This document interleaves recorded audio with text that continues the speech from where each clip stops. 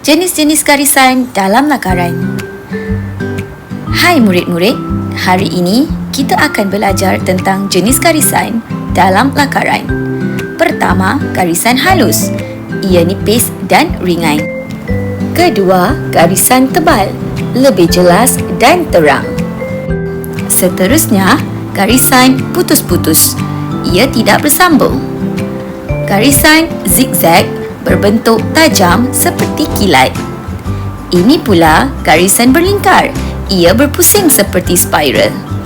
Akhir sekali, garisan beralun, lembut seperti ombak.